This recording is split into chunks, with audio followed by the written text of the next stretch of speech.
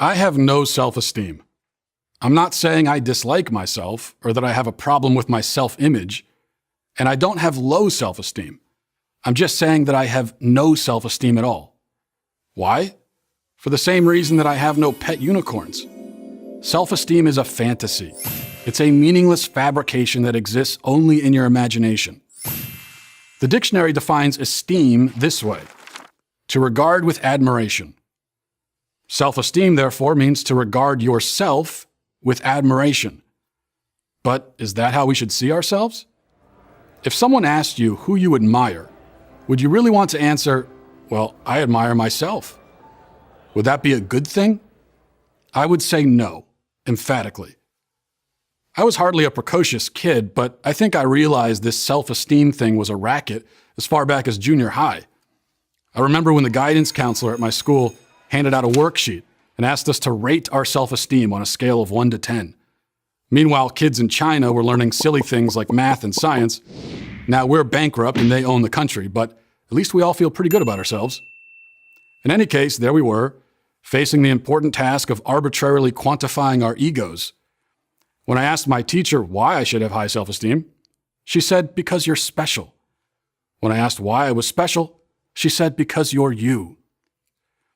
I found this an odd statement at the time, coming as it was from the woman who had just given me a D on my last math quiz.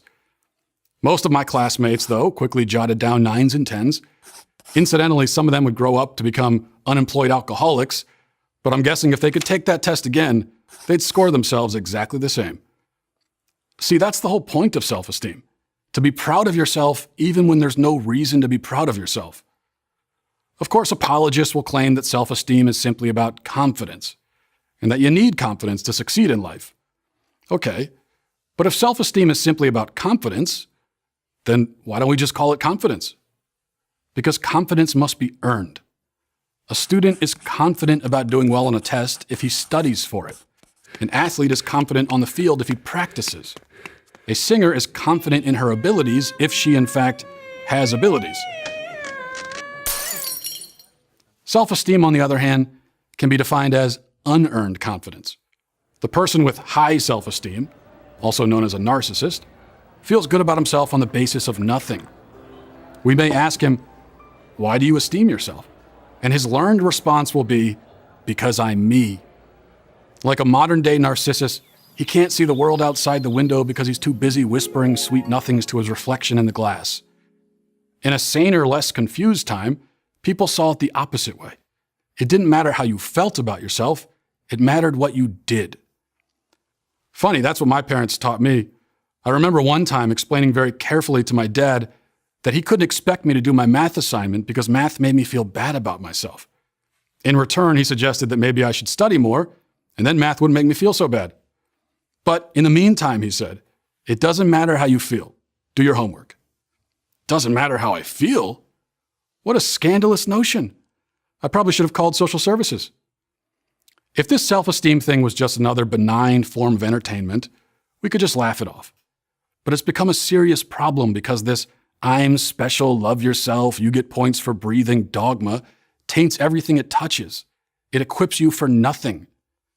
It won't help you at school, it will stifle your career ambitions, and it will certainly wreak havoc on your relationships. Sure, insecurity and self-doubt can also be defeating, but at least there's a chance that they might drive you to be better. Self-esteem actually prevents improvement because you can only improve if you first acknowledge what you're not good at. But that process might take a toll on your self-esteem, so many people avoid it. I'm not saying that you should hate yourself, and I'm not saying that you should have low self-esteem. I'm saying have no self-esteem, as in stop thinking about it, period. Do good things with your life, and you'll have all the esteem you'll ever need. I'm Matt Walsh for Prager University. Thank you for watching this video. As a nonprofit, PragerU relies on donations from viewers like you. To help ensure that more people watch these videos, please consider making a donation.